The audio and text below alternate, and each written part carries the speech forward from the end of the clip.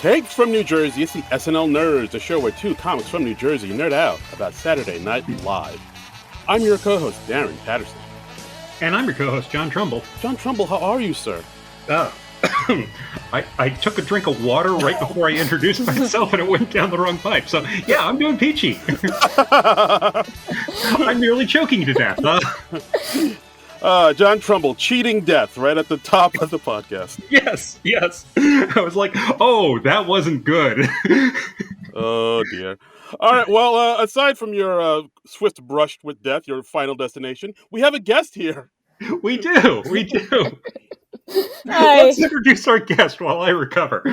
Yeah, our guest has been a big fan and supporter of our little podcast, and I would say a big fan of SNL in general. I've seen her a lot in the SNL community boards, like especially on Twitter and stuff. And every time I listen to like some of the other SNL podcasts, her name does get brought up every now and then. She's known in the streets. Her name commands respect. Ladies and gentlemen, give it up for Monette Moradi. Hey guys, how are you? Are you okay, John? Yeah. Yes, I'm okay. I am recovered. I just needed like a minute or so. Get well soon. So, yeah, I'm good. We're really happy to have you here. Thanks so much for doing this. Thanks so much for saying yes. Yeah. Well, Monette, you probably heard her name a lot on the podcast. She's one of our regular Twitter commenters. She usually comments on the show and sometimes chimes in on the movies that we do as well. And I think it's fair to say you're like an SNL super fan, right? Yeah, I think it's fair to say at this point. Okay. All right. And well, I mean, just right off the rip, let's start with that. We always ask all our guests, what about their SNL journey? What was it that drew you to SNL? When did you start watching? What made you keep coming back to it? Was it like a certain, a performer or sketch? Just let us know your thoughts on SNL and where you came in and how you fell in love.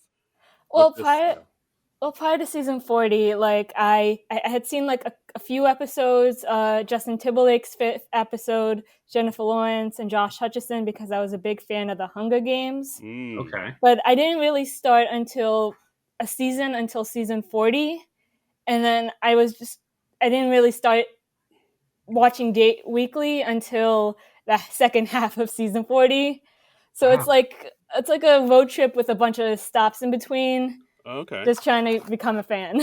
Okay. So it was a bit of a gradual process for you, it sounds like. Yeah, and in my spare time, because I'm such an awesome student, I would watch SNL clips like during study hall to just catch up on everything.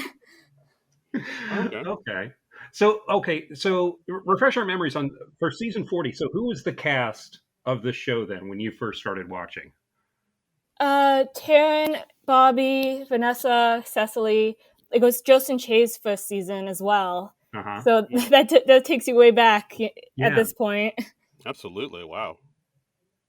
Okay. So that's interesting. You're of a younger generation than us, obviously. So it's I'm not sure if we've spoken to many people who've started watching the show that recently, and it seems weird to like reach back 8 years and think like that's a relative recent fan, but by our standards, I guess it is. Well, I mean, that's when they had the whole Big 40th Spectacular. Like Right. That was like a big thing they were like advertising at the start of the season. Okay. So I was like, I might as well check it out. Okay, Yeah. So that gave you a sense of like the history of the show. Exactly.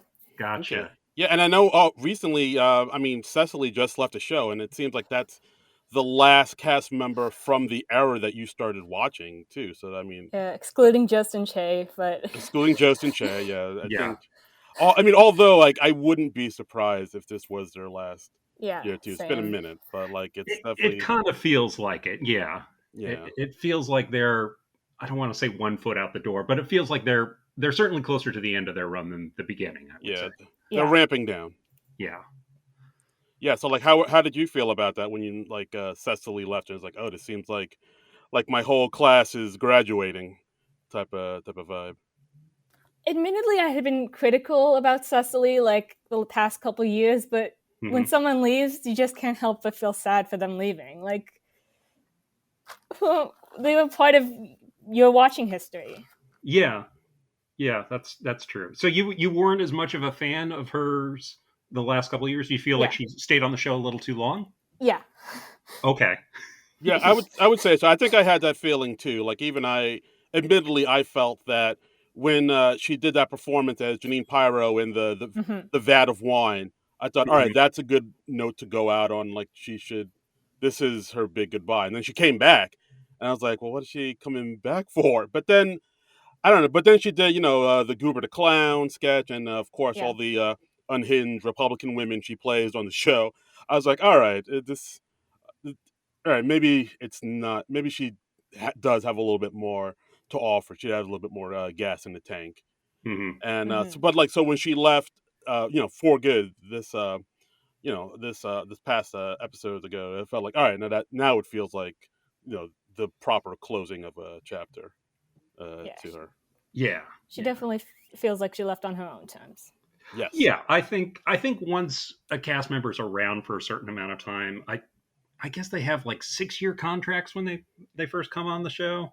I think that's pretty standard in the TV industry. And if you've been on the show for 6 years, I feel like you can usually just leave when you choose to leave.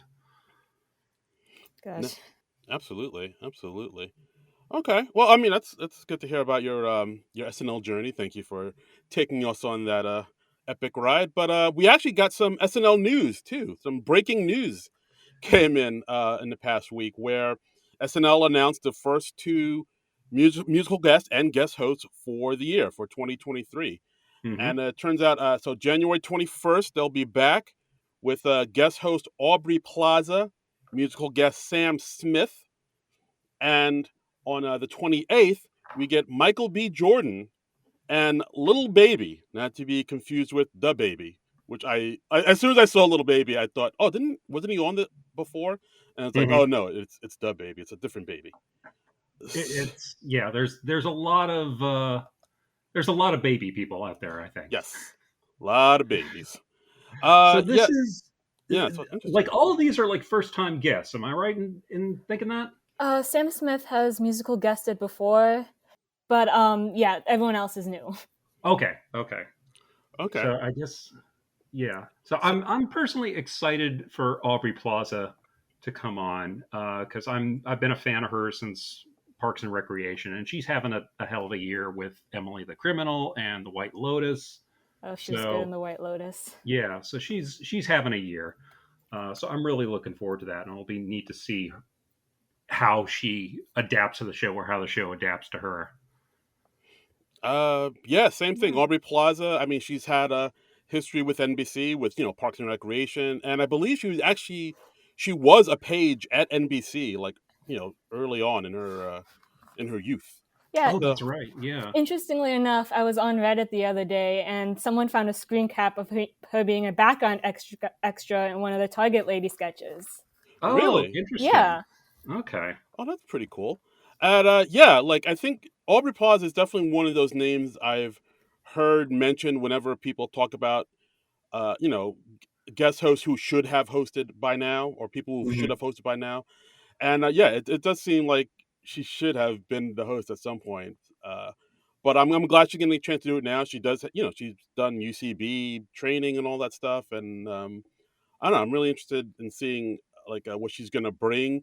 A lot of people online are saying that her and Sarah Sherman are pretty much like a perfect duo. Like they Yeah. might get paired up a lot in sketches. I can You see know, that. Yeah. yeah, Hmm. sort of like in the same way Pete Davidson and Timothy Chalamet were paired up in a lot of sketches I throughout. honestly wouldn't be surprised if Amy Poehler is there to support her as well. So I think Mm. I think Hmm. there's a good chance we might get an Amy Poehler cameo at some point during that show. I can see that too, because like I know they are really good friends in real life. They are Hmm. like I think everybody from the Parks and Rec crew are still like pretty tight with each other. Like wasn't there like an award show where Aubrey hosted with Adam Scott, and the two of them like sort of had that rapport and sort of like you get a vibe that like everybody on the Parks and Rec crew are still like Yeah, good friends. So yeah, they seemed really tight. I remember when they did when Parks and Rec ended, they did a goodbye show on Seth Meyers' show, and Aubrey Plaza at one point was making out with Jim Hare, who played Jerry on the show, and it was hilarious, and it was cracking everybody up in the cast. Hot. Yeah. Yeah. So Monette, what are your thoughts on Aubrey Plaza hosting? I became a recent fan of hers with White Lotus, and I've always, tried to seek her out like material after Parks and Rec because I was not old enough to watch that show yet. Okay. But so I'm a relatively new fan to her, but I'm really excited because I was kind of clamoring for her this year as well. Yeah. Yeah. Cool. It seems like a lot of people are looking forward to the Aubrey Plaza episode, which is a good thing. I think that episode's going to be pretty strong. Again, now the Michael B. Jordan, that kind of surprised me a little bit. Mr. Killmonger Creed himself. I'm a big fan of his and all of his work that he does. I don't know how he'll fare in the world of comedy. He did one rom-com, I think, like Oh, at the start. yeah, that awkward moment, or Yeah. yeah, Oh gosh, I'd forgotten about that. a lot of people did. I mean, I remember the title now that you've said it, but that had totally gone down the memory hole. Yeah, it's weird. It was like one of those rom-coms that's like came from like a meme. Uh-huh. I don't know. And like yeah, it is like a thing where it kind of slipped people's minds almost immediately after it came out. Yeah. Because like after Yeah. that, he sort of established himself more as like a dramatic actor. Fruitvale Station and Black Panther and the like. Yeah. So And then Yeah. Creed. Of course. Yeah. Creed, yeah, which has become like this spin-off franchise of itself. It's like become a new franchise from the Rocky franchise, which is just kind of funky. Yeah, it's pretty crazy. Yeah. But yeah, I'm willing to see like what he can bring. I think it's going to be pretty interesting. I think, if the writers kind of write to him and his strengths, it could be pretty cool. Like we've had hosts on before who come from dramatic backgrounds, and you wouldn't think would be able to pull off sketch comedy, and sure enough, they Mhm. surprise you. So Yeah, it is. It is always fun to see the dramatic people stretch a little bit and show off their comedic chops. So, and he's a charismatic guy, so I could see him possibly being good at comedy. But yeah, he's much more of an unknown quantity. yeah. Manette, what are your thoughts? Well, I haven't really seen much of his movies except for Black Panther, but Hmm. but I'm kind of anticipating he'll be like good in those like public freak out kind of like sketches where he just needs to get really angry and really intense for the sake of the comedy. Hmm. So I have high hopes. Okay. Yeah, he does. He can bring an intensity, but he also does have that likability factor too. So I think it's going to be interesting, that one. That one I can't get more of a beat on how it'll go. The Aubrey Yeah, Plaza one I'm pretty positive on. I think that'll go pretty well. Michael B. Jordan, I'm still in a wait and see mode, but yeah, yeah, yeah, hopefully I think it'll turn out well overall. yeah. And any opinions on the musical guests, Sam Smith and Lil Baby? Uh, No, no. Well, we're unanimous. Like Little Baby's stuff, I don't really know at all. Sam Smith, I really only know him from the Bond theme that he did, which I honestly hated. So mm.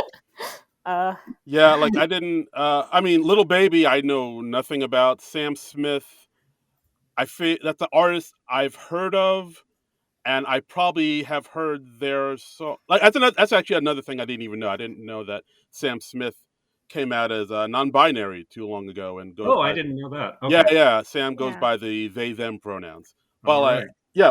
Again, that's something I just learned just kind of by looking them up online. And but yeah, I think Sam Smith is somebody whose songs I've probably heard on the radio, but I didn't know they were Sam Smith songs. So I'm coming in with two both musical guests, like sort of fresh eared and not really knowing much about either. He's So had one song that's really like blew up on TikTok that he's for sure gonna play like on the show. But other than that, I can't name another song he did the last 5 years. okay, Yeah, the only song of theirs I would say I know is the Bond theme, "The Writings on the Wall," which was from Spectre, I think. And I think if I remember correctly, it won an Oscar. Yeah. I think it did win the Oscar that year, which I was just scratching my head over because I thought it was a horrible song. Okay. All right.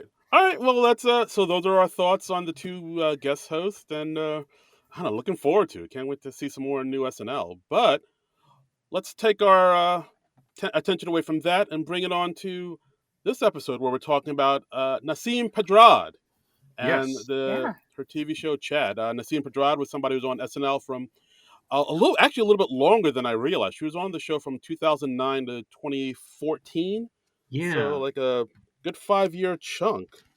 Yeah, she left early to film that Mulaney sitcom, which went nowhere.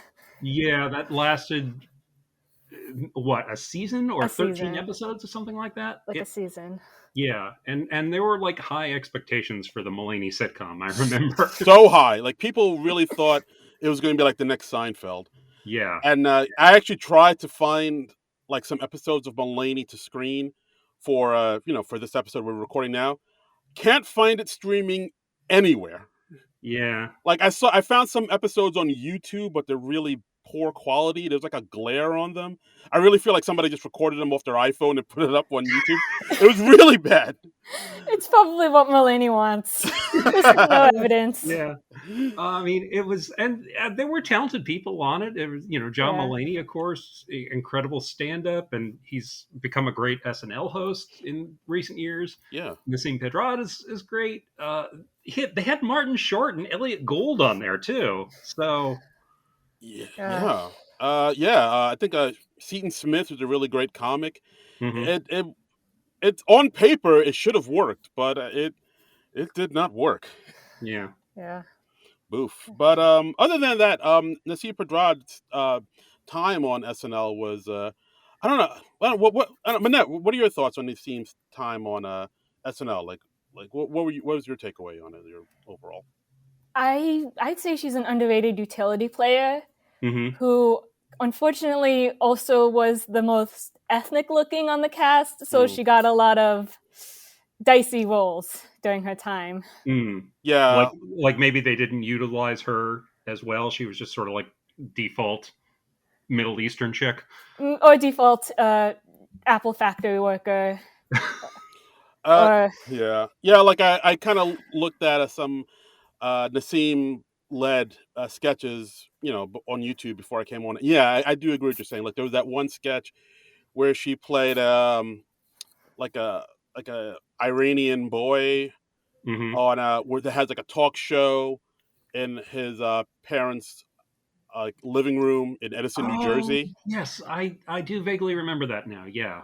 Yeah, and then I think there was like another like a Weekend Update sketch where Mr. Ahmadinejad, I believe, was like in the Ahmadinejad. Yes, Ahmadinejad, yes. And like so they had Fred Armisen come on play him, and Nasim came on and played his wife.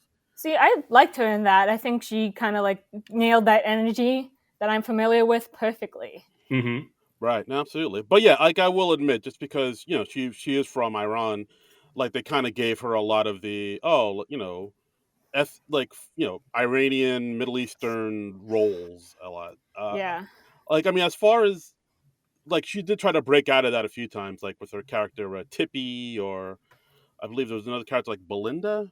Belinda, Shallon.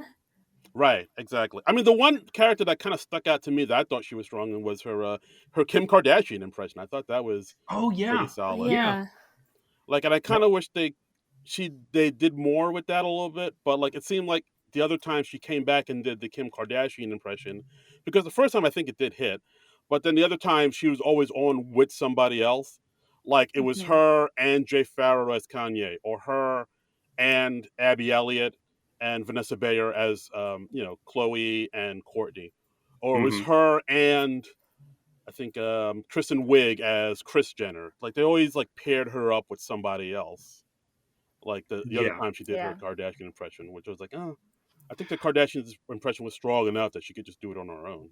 I remember she also had like a pretty incredible Aziz Ansari impression, and I don't think she ever was able to get that on the show. But I've seen like footage of her imitating Aziz Ansari, and I'm just like, that's great. How did they never figure out a way to put that on the show? And she has like a very active like energy when she's on stage. Like there's a Taylor Swift sketch where they're playing overly attached roommates, or she's holding her own against Seth MacFarlane, in a dinner date sketch. Yeah. So yeah, I think saying that she was like an underutilized utility player, I think that sums up her SNL tenure pretty well. Yeah. Yeah, absolutely. I think she does come in with some high energy. She does enjoy playing a lot of awkward characters quite a bit. I Yeah. mean, but then again, Kristen Wiig kind of fills that role too a lot. Kristen Wiig plays a lot of sort of awkward characters too. Mm-hmm. But then also she kind of likes to play teenage boys a lot too. I think I saw some interviews with her saying how like she kind of grew up with a lot of boys and her family and stuff, and she was a bit of a tomboy growing up, so she really likes to lock in to that teenage boy. And it might sound inappropriate the way I say it, but she likes to log into that teenage boy energy. Mm-hmm. He understands the mentality of like teenage boys. That's the better way to say it. Yes. Yeah. Like there's that one sketch where she plays a young boy in with Bryan Cranston when he Oh hosted yeah. too. Like she really likes to do that, which maybe leads into why she really wanted to play Chad in when she did her own show. Yeah. Yeah. I mean it's interesting. So I mean, Chad, if you're not familiar, it's a sitcom that ran on TBS.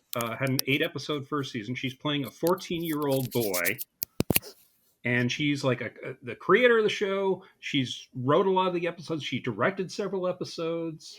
Yeah. She did this like right after her stint on New Girl. She did a few episodes of New Girl back in the day, Mm-hmm. and yeah, she's. I think I saw another interview where she was like, "Yeah, I wanted to do something that was just mine, just my creation," and she came out with Chad. Aired on TBS, debuted April 6th, 2021. So not too long ago. Yeah. And Manette, I understand like you were a fan of this show right from the start, right? Well, I didn't like the first 3 episodes, and I had given up on the show. Okay. And then I was talking to people online that said, just keep watching after that episode, and I fell in love with it. Okay. Oh. Okay. Okay, cool. Yeah, all right. Well, all right, let's get into it. Because like I know with this character Chad, she has said in interviews a lot of people were like, "Please do not do this. Do not do this. Do not play this character." Because like I sort of get it because I think it might have been the reason why I didn't check this show out when it was on, because Mm-hmm. like the whole hook is that Nasim Pedrad is a woman in her 30s playing this 14-year-old Persian boy, and whenever that happens, it can come across as maybe a little cheesy or corny whenever like a grown person plays a teenager. Just because like whenever that happens, it's usually like the grown person playing like a caricature of a teenager or like some Mm-hmm. or what they remember a teenager to be. Like I mean, for keeping it in the SNL realm, I do like when Heidi Gardner plays her Bailey Gizmer character. I think that's like a good Mm-hmm. portrayal of how teenagers actually are. Mm-hmm. And Mm-hmm. so it can be kind of cheesy whenever a grown person plays a teenager, or I don't know, maybe, or it can also maybe come across as, especially in this, maybe a little inappropriate where a woman is playing a teenage boy. It can be a little like, oh, should we be doing this? But I don't know. Did anybody else get that vibe, or is it just me? Well, I read a review ahead of this episode, ahead of recording, that basically said like if it was anyone besides Nassim playing this character, like if they actually got like a 14-year-old boy, the show probably wouldn't have worked. Mm-hmm. Mm, And I have to agree because I think Nassim really does commit to making sure that the characters are accurate, that she's acting like a teenage boy, and that the interactions aren't just organic. mm, Yeah, I see that. I mean, I feel like yeah, a few times watching the show, I did kind of forget that she wasn't a Yeah. real young boy, like in long shots and stuff, because she's on the shortish side, and she's playing opposite actual child actors, like actors who are in the age range of what she's playing. So they're playing like high school freshmen mostly. And really, it's a testament to her supporting cast that they are believably treating her character as if she is a 14-year-old boy. Yeah, definitely. And like Minette, like what you were saying about how the show sort of grew on you, I had that a little too. I only caught like maybe an odd episode or two of it, and I was just like, I don't know if this is for me. And then I had to sit down and watch the entire season for this. And when I was watching like the first 5 episodes, I was just like, I don't know if I'm feeling this.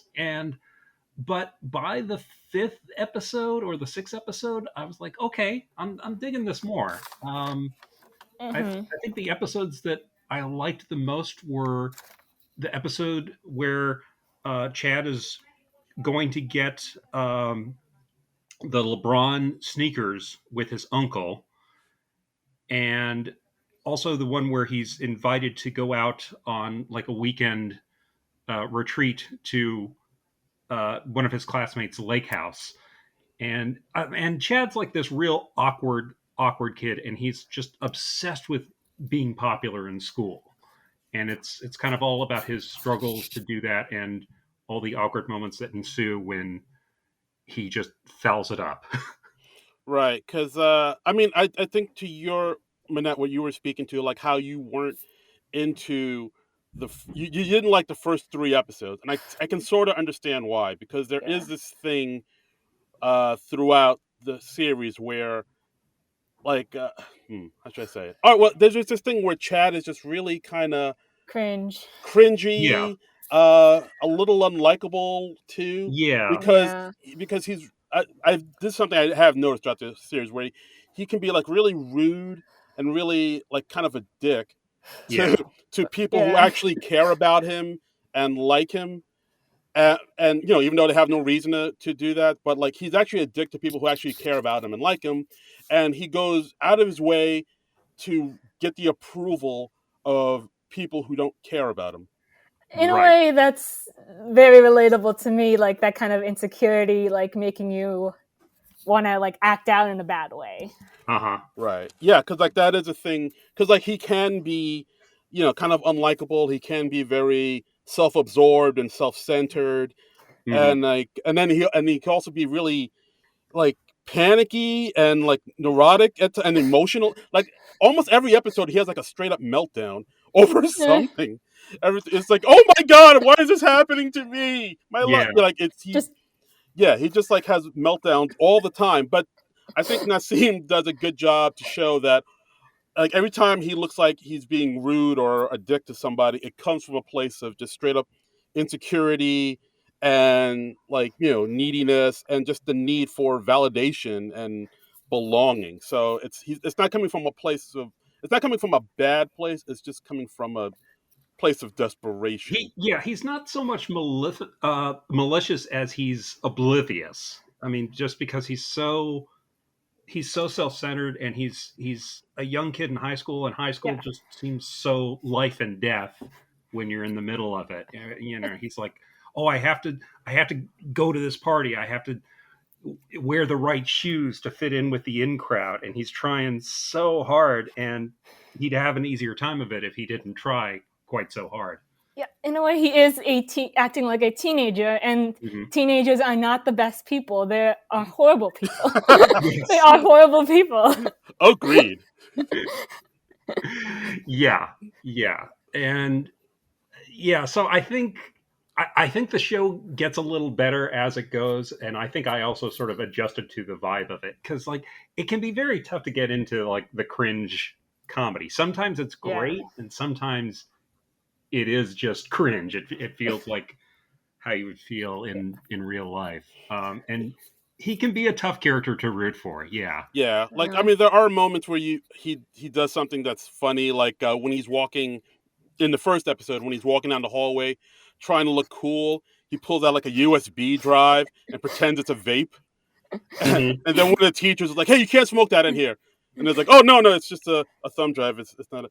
And then the teacher's more confused than angry after that. Yeah, It's like, yeah. all right, why are you doing that then? It's like, no, it's like never mind. I thought that was pretty funny. Yeah. Or he like the K-pop episode where he thinks it's the coolest thing in the world and makes it his whole identity. Yeah. Yes, Yeah. absolutely. And he takes over the club for Asian students and just makes it into a whole K-pop thing. Yeah, that one I found more odd than funny personally. And the second episode, the sword one, where he gets a present of a sword from his father who's living in Iran, and he so wants to fit it. Like he brings the sword to school to show it off to everybody, and then he gives away the sword to one of the cool kids.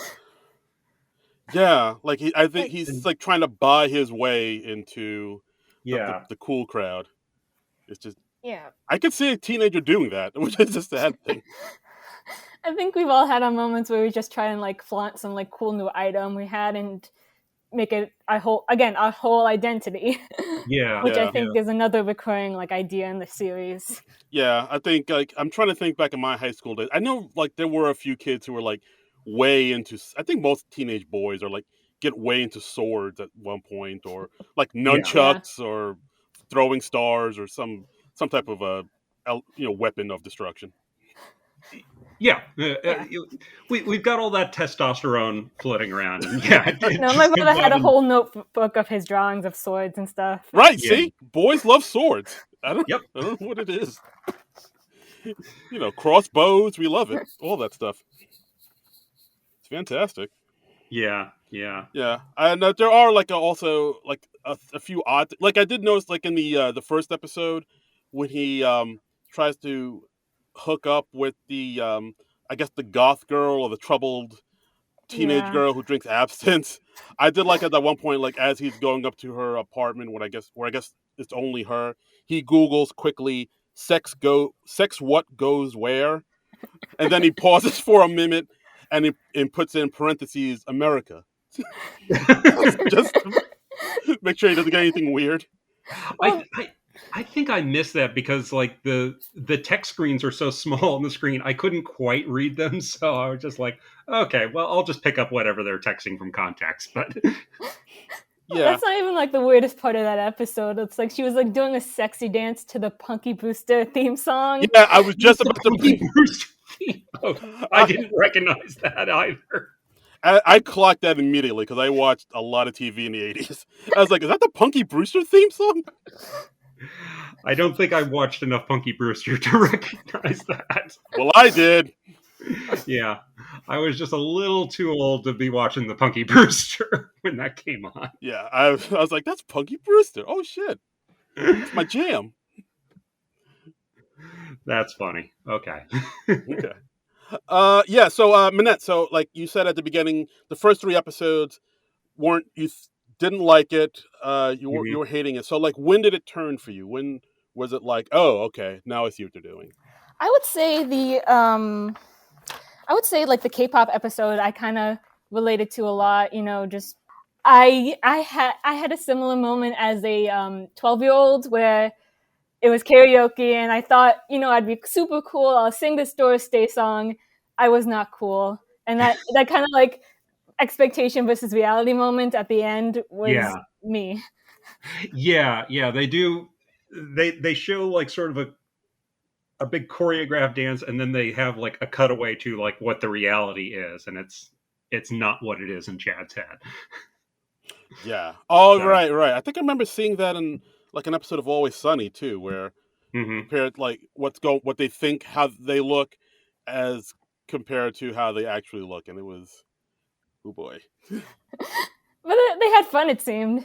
Like, they were Yeah, happy by the end of it. yeah, yeah. Yeah, And that's absolutely. what's really important, right? Yeah. Yeah. Did you have a good time? Well, all right. Yeah, I mean, and another thing I did like about the show is Chad's friend Pete. Just Hmm. because, like, when they first introduced that character, he's kind of soft spoken and he's kind of goes along with whatever Chad says. So, like, I thought at first, oh, he's probably just Chad's equally weird buddy, and they're both Right. trying to they're both on the same level. They're both trying to be cool and fit in. But then as the show goes on, you actually see Pete has his stuff more together than Chad Yeah. does. He's actually more comfortable with who he is, and he's more confident, and like he's not. Really... Yeah, he's not trying to get approval from anybody, and that actually gets him approval from the cool kids, like toward in like the Lake House episode, and in the final episode where he actually gets a girlfriend, and you can see. Well, actually, we learned that he's had a girlfriend for quite a while. Yeah, it's true. Like so by the end of it, you're like, oh wow, Pete's actually more together than Chad is. 'Cause Chad's like, I don't know, he's so emotional too. Chad, and Peter even admits that he has to like go walk around eggshells on Chad because Peter's so aware of like how Chad can get like. Right.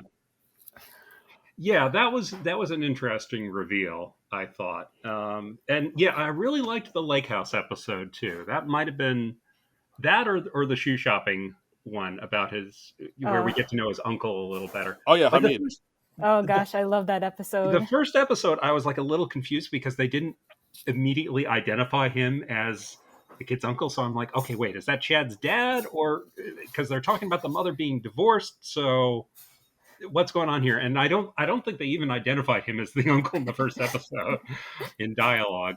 So I was a little confused at first, but I got the hang of it soon enough. And we also like he's got a younger sister, but his younger sister is better adjusted and more socialized than Chad is, and in some ways she's more advanced than he is socially. Yeah, and even she's the one who's got the real American name because, as we find out, it's mentioned like that's not even his real name. Right. He just declares his name as Chad when he can't find his real name on one of those novelty license plate things. It's a real struggle. That is the thing I have noticed. Like there are, like growing up, I do remember a few kids who had like sort of more ethnic names going by a more Americanized name. Like there was this one kid in what was it, like in high school, this one kid Jimmy who was a really cool guy. We talk about hip hop, but he was Greek. And like we hung out all the time. And he was really nice. And there was this. I still remember to this day. There was this one time where I needed some like homework stuff from him. So like of course it was back in the 90s where this was back when before anybody had like a cell phone.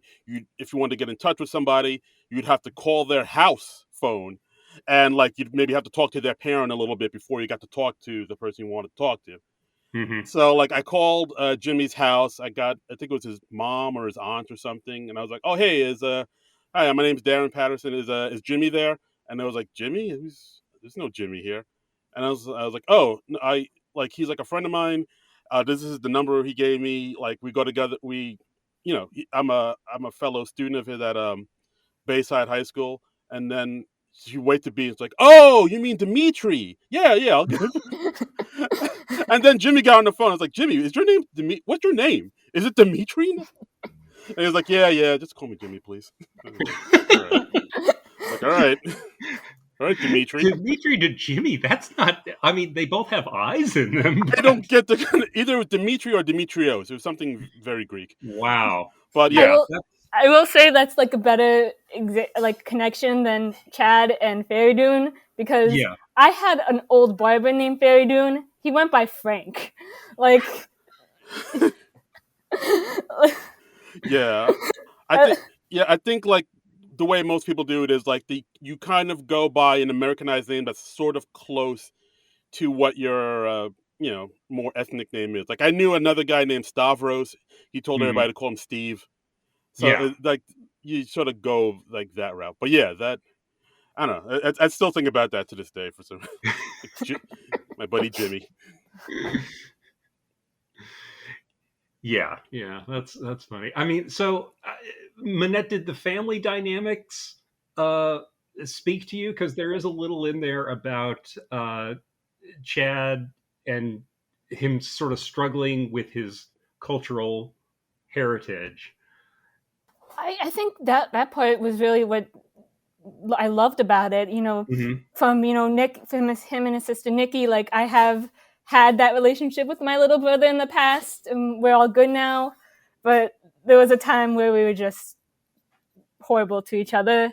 Right. And even like the Uncle Hamid episode, like I have that with my uncles. It's that character is an amalgamation of all three of them, and right down to the talking to a stranger in the line, to the voce, to the music blasting in the car, to the Tupperware. Like, it's the little things that they really just Nissim really gets right, especially like this kind of like, she at one point in the show she says like, why did you, like, I wish we weren't Persian, why can't you act American? Like, I've certainly thought that from time to time when I'm frustrated, like as a kid, like, you came here, why aren't you acting like you're from here? Yeah, assimilation. Yeah, I mean, because in high school in particular, you don't want to be marked different in any way. And and if you're from like a different background than most people, and they make it clear over the course of the season that Chad is the only Middle Eastern kid in his school. So because his sister's not in high school yet. But, right. Yeah, I mean, it is a thing where, like, and especially in high school, you just want to assimilate as much as you can. You just want to blend in. You don't want no trouble, man.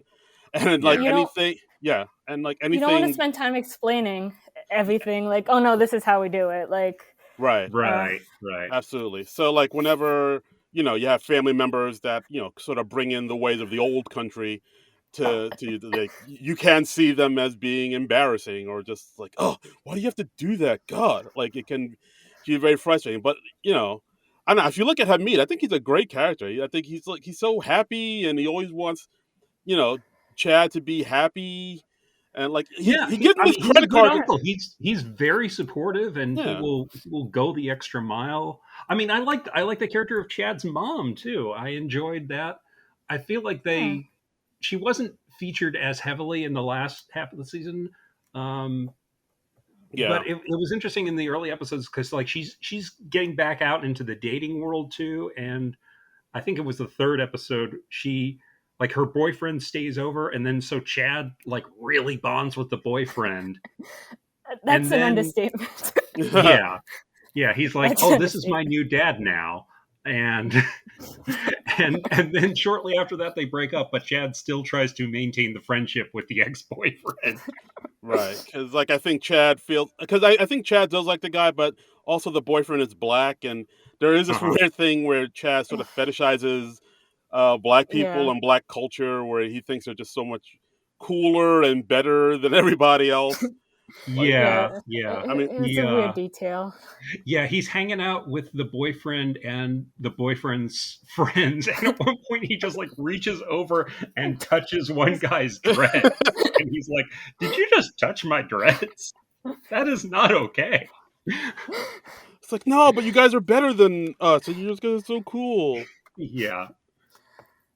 Gosh, I was just like internally like screaming at that moment, like saying no, don't do that. Please don't do that. Yeah, I think again I saw another interview where Nassim was talking about that scene where, like, I think her and the other writers were like, are we going too far with this? And like I think they ultimately landed on like the fact that the guys do call him out on it, that made it okay. But be so that takes the sting out a little bit. The show is not presenting Chad as being in the right by any stretch of the imagination, I would say. No, not at all. Like even the Peter's girlfriend is technically their friend as well, yet he treats her horribly. Yes, Denise, the Asian girl who's like in I guess she's in like a little rascal, like a little scooter. Yeah, she has chronic fatigue syndrome, which I didn't realize that there was a debate that apparently that some people think that chronic fatigue syndrome is not a real thing. I don't know too much about it, but I have heard of it before. Yeah, wow. I mean, I've sort of heard of that too, but like I didn't know. Yeah, I tried to look up information on it last night, and I couldn't find too much about it. So I guess it's still sort of considered a fringe thing or something like that. But Yeah, it is a thing. Okay. Wow, I did not know that. But yeah, like I think I feel the same way you did, Minette, about this. Like at first I saw it, I was like, oh, this Chad guy isn't really coming off as very likable, and he's just. Mm-hmm. But like I never hated the character. I still don't hate the character Chad. I kind of feel a little sorry for him a little bit too. Mm-hmm. Like I just really wanted to. I didn't really want him to get it together, man. Like just because, like he again, like like we said, like it's all his like when he lashes out at his friends and his selfishness, or and because he can be selfish at times. Like it's not coming from a place of malice. It's comes from a place of just insecurity and confusion and Mm-hmm. just not being. He looks so uncomfortable. So many like in throughout most of the series. Like when he's around, like when he's not around his friends, when he's like trying to talk to the cool kids, like Reed and his friends, he just looks so uncomfortable in his own body. As Yeah. I was like, oh man, just I really hope you get it together, man. And like, And I do, and they also do a good job of like like saying like he's not a mean person. It's just he's just very insecure. Like even when they cut away to scenes where he's like straight up crying in the bathroom stalls, Right. and that's it. It's not even that funny, but it's just like, oh Jesus, he's so broken. And then I do even and like I do like the fact like I mentioned now, like how the character Peter sort of grows into a more formed out character throughout the end of the series. Mm-hmm. Like when during the Lake House episode, like towards the end of the series, like Chad and Peter had this big fight, and then they kind of make up towards the end, and Chad says, "Look, do you think I'm a good person?" And then Pete genuinely says, "Sometimes, yeah," Yeah. Yeah. which is that's pretty spot on. yeah, Yeah. that's most people. Yeah.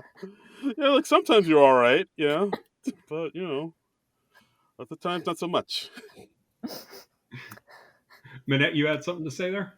Oh yeah, I just want to say I also enjoyed how like the cool kids and particularly like Reed are not horrible people as well. Like Right. they pity him and they invite him to stuff, and even like but they say like dumb stuff as well. Like he stole his sword and was unreasonable about it, Yeah. or Yeah. like in the last episode where they were making fun of like faux sympathy, like, oh, if I was in Titanic times, then Mm-hmm. I would be considered not white. Right. Right. Like, Yeah. I did come to sympathize with Reed a little more. It was Reed, right? The popular yeah, kid. Yeah. Yeah. Okay. I wasn't sure if I was getting his name right.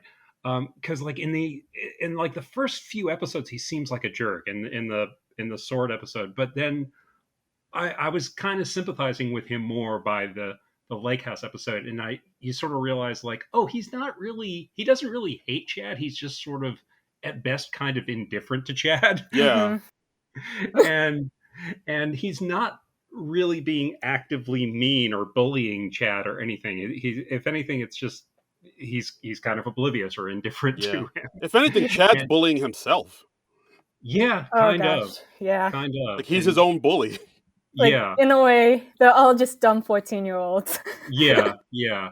And I mean, I liked in the lake house episode, like Peter goes along with Chad, and we find out over the course of the episode that Reed just invited Chad because he bumped into Chad with his scooter, and his mom freaked out about it, and he was like, "Oh, you better invite him over to the lake house to make up for that." So he doesn't really want to invite this kid, and then they invite Peter along too because he's thinking, "Okay, well then."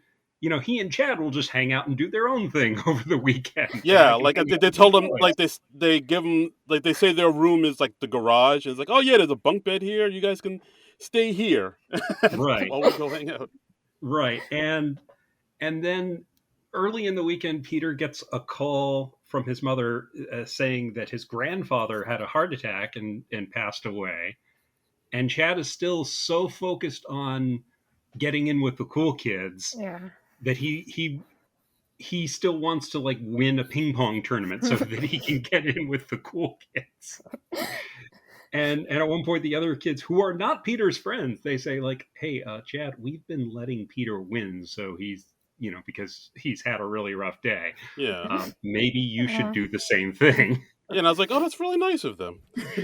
Yeah. It's, by 14-year-old standards, that's exceptionally nice. Yeah, by force. That's pretty great.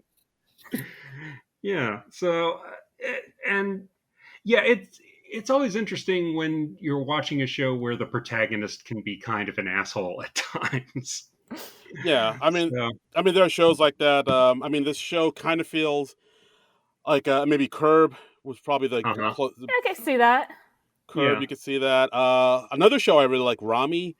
I see like shades of Rami in there as well. But yeah, like the shows where the main character is not the most likable, but you want to you're rooting, you're hoping they get their act together and and realize what they're doing is maybe not the best way to go about life.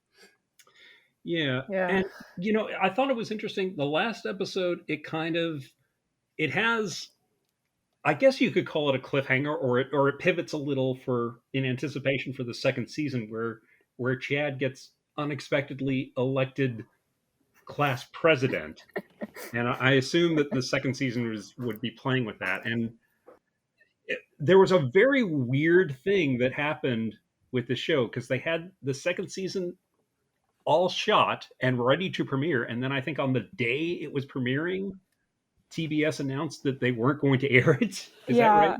Yeah, it was part of like this HBO Max purge that was Uh-huh. going on at the time, Okay. where every single property that wasn't profitable, quote unquote, was getting cut from the service. Wow. Yeah. Yeah, Wow. but it wasn't even going to air on TBS, which just seems so silly because And it was I like mean, one of the best reviewed shows of the year. yeah, and you have it and you've paid for it, so why not air it? But I guess it made more economic sense for them to have it as a write-off. And Yeah. yeah, and I mean, Warner's also did that weird thing with the Batgirl movie, I remember, where that was all shot and I think about ready to be released, and they Yeah. Yeah. Yeah. they got rid of that, and now apparently it can never see the light of day because they did it as a tax write-off. Gosh. Yeah, it's weird. It seems like this. It was really strange because, like, I know, like, Chad was all, like you said, all shot. It was ready to go, and just Mhm. hours before it was supposed to air, TBS would just pull the plug, which Yeah. seemed I mean, insane. I remember tweeting the day off, like, happy, premiere day. Immediately, I saw the article afterwards. Yeah, Yeah, that's Gosh. it's. I guess it makes sense from a bean counter, dollars and cents standpoint, but like it still seems like a really cold blooded thing to do. And like we didn't even know that this would be like the harbinger of things to come, like with like John said, like shows that were on HBO Max and Netflix just get yeah, canceled left and right. So Yeah. many shows got just get axed. Like even shows that got approved for a second season, to just to, and plug gets pulled immediately. It's not even like if you get approved for a second season, it's not a guarantee. It's still not a Mm-hmm. guarantee that second yeah, season will see the light of day, which is fucked up. Yeah. yeah. The media landscape right now is just in such a weird place because I mean we're sort of transitioning from traditional television to more of a streaming model, and I think nobody knows quite what that's going to be yet. But it's just so chaotic right now. It's very strange. Yeah, It's it's so very bad. strange. But I mean, luckily, we found out in October that the show got picked up by Roku and will be airing on the Roku channel. I don't think they put out an air date just yet, but I think when I was like checking up on like when season 2 would premiere. I think like in the summer, like midsummer. oh, Hmm. okay, great. But yeah, either way, good on Roku for picking up the show, Chad, and giving it a second life. Yeah, Well, I'm I mean, so yeah. happy. I mean, it's nice that it's going to see the light of day somewhere because I mean, that's got to just be so disheartening to write and shoot an entire season and then just be like, oh yeah, no, we're No. not doing that Yeah. after all. Yeah, it's just like Gosh. it just feels like, all right, so then what did I spend all this time and energy of my life for? Just to Yeah. be just sort of tossed onto a scrap heap of of other shows that'll never see the light of day. That's so yeah. So I mean, good on Roku for. It seems like they're trying to really get into the streaming game and sort of build their brand up. You know, what's this now and the Weird Al movie that came out Oh, recently. right. Really, Yes. Yeah. like I it's Yeah. mean, I mean, the model is working. The minute I found out Chad was going to be on Roku, I signed up the day of for the free Right. service. Like, I wanted to make sure I was on top of it. Yes. Yeah. Yeah. I mean, because it really is tough to keep up with all the streaming services, and we have Hard. probably like a few too many still. So Like many. they haven't all sort of dropped away or consolidated. But Yeah. maybe at some point where we'll head towards a model where it's just like you just pick out the shows you're interested in and you just get those. Yeah. That would seem like a simpler, more sane thing, but I don't know how feasible that is. yeah, no, absolutely. So I don't know. Closing thoughts on Chad, Monette. What are your closing thoughts on the show as a whole? Looking forward to season 2. What I do you think? think it's a great show. I think it's an important show, at least in terms of making sure that there's representation for Middle Eastern talent that isn't just a spy drama or, an action drama or basically like some sort of suffering role. Like Hmm. the fact that she can make a comedy and make it about her community and my community really makes me happy. Yeah, yeah. I mean, it's nice to have more representation of, and yeah, and that it's not just typed into like a spy drama, like you Yeah. said. No, it's not like Glenn Close playing like a Persian. I'm like, no, I can tell. I can tell. No, you can't pass. Yeah, I'd agree. Like, I mean, it's always important to see representation. You know, shows like this, Yeah. and I think as we're seeing more and more of it as the years go on. Like, I'm a huge fan of Rami. I haven't seen Mo yet, but I do want to check it out. Ms. Marvel, of course, was a big hit last Hmm. year. So, like, we are seeing more of it, representation. And this show I thought was really interesting. Like, it's interesting in seeing.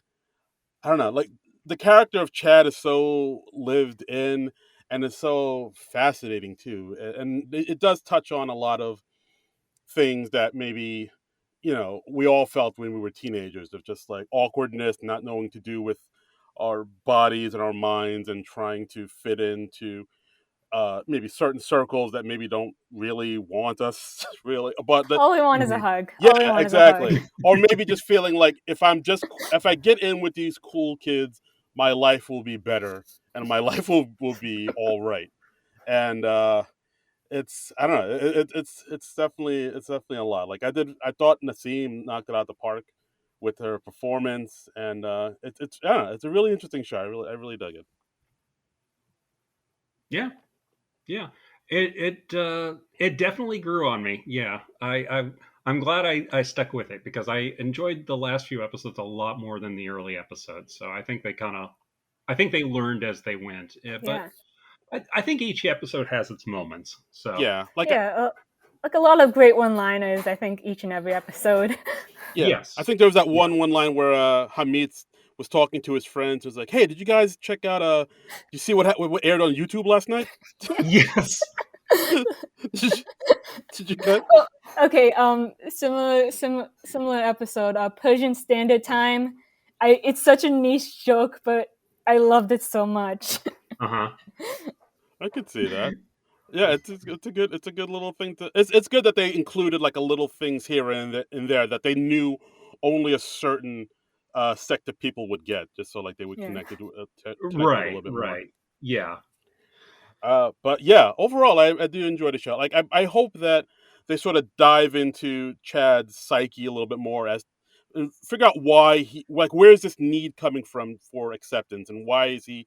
Because like I know we were all teenagers at one point and we all had that thing where we wanted to be accepted and whatnot. But Chad seems to have it to this incredible degree that he really Yeah, well, and I just I, wonder where that like need for validation comes from. It just seems like well, I feel like a lot of it has got to come from the divorce. Yeah, and his dad not being and his around. dad not being in the picture because his dad is back in Iran, and and like Chad has a session with the school counselor at one point, and he's like, "Oh well, yeah, you can't exactly go over there easily." And I feel like in the second season they've got to do more with that. We've got to see his dad at some point. Definitely, like expand his family is something I would see. I love to see.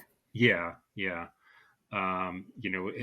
Either them visiting Iran or his father coming to America, and we see what that dynamic is like, and maybe get some insight as to why that marriage ended. Yeah, and why his sister is so well adjusted and Chad is not. Yeah, there's a story there for sure. Like I hope to see it in the season 2. Yeah, and it'll also be interesting to see what Chad does with a little bit of power of being class president. I feel like that's not going to end well. No. And give any 14-year-old power and it just all goes wrong. Yeah. I mean, we've seen what Chad can do just on his own with no power. Like, him like apparently painting himself as a victim of a hate crime. He just did that all on his own. Accidentally. He didn't. That wasn't his intention. Yeah. He was trying to do the what was it, a punkahunk? Yes. Which is where the cheerleaders like decorate a kid's locker to show like that somebody on the cheerleading team likes them. Yeah. And Chad is feeling very left out, so he decorates his locker, but it ends up looking like a blood thing. He spills some red paint, and then like a rat gets caught in there and dies. So everyone assumes it's a hate crime. Yeah, everyone's like, "Yo, this fucked up." Yeah, I enjoyed that just because it was so wrong. That was fun. Yeah, and Chad is like, "Well, I mean, this is getting people's sympathies on my side, so yeah, what the hell? It's might as well use my ethnicity to my advantage in this case." Yes. So I'm looking forward to see what they do in season 2. Hopefully, they dive into all those things on the second season of Chad. Yeah. And that's the episode, guys. Thanks for listening so much. Monette Moradi, thank you so much for being part of this episode. Thank you. Yeah, we're happy to have you. Is there anything that you would like to plug? Do you have any other podcast appearances coming up, or do you, where can people follow you on the social media? Well, you can follow me at Monette M97 on Twitter. A big reason why I came on today, and I think talking about the show is relevant, is just what's going on in the news in Iran. So once this episode is posted on Twitter, I am going to like post underneath it like some accounts on how you can like be informed and help the protesters in that country. Yeah, no, absolutely. Yeah, that'd be great. Yeah, we'd love to signal boost that however we can. Yeah, so. I know Nasim Pedrad is like a staunch, supporter of, and she's always like, speaking out on these political matters. So yeah, absolutely, please. Thank you.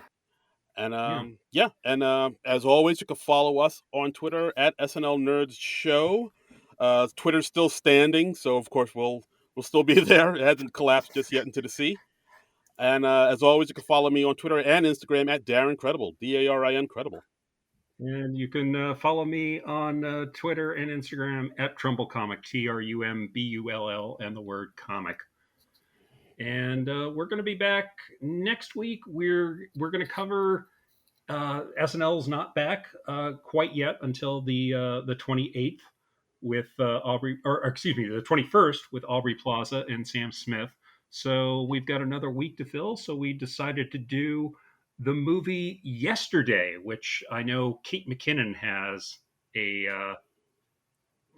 small or a medium part in. She's in it somewhere. She's in the trailer. So she is definitely in it. But 2019 Yesterday, John and I are both huge Beatles fans, so we'll probably be dorking out about our favorite Beatles albums and whatnot. Yeah. And we'll talk about the movie Yesterday. Should be a fun time. That's that movie from a couple of years ago where a guy just suddenly finds out that he's the only one who remembers the Beatles, so he decides to write all the Beatles songs himself.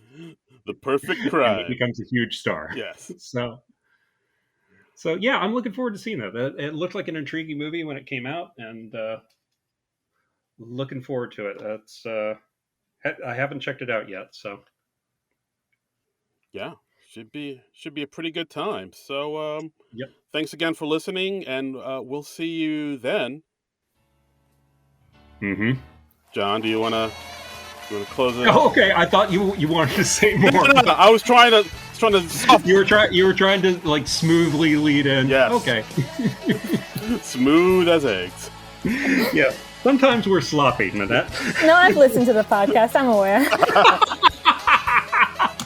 Oh crap! Well, now we have to leave this in. So yeah, no, join us next week where we'll be watching the movie Yesterday. But until then, nerds out. This has been a non-productive media presentation. Executive producer Frank Hablawi. This program and many others like it on the Non-Productive Network is distributed under a Creative Commons Attribution Non-Commercial No Derivatives license. Please share it, but ask before trying to change it or sell it. For more information, visit non-productive.com.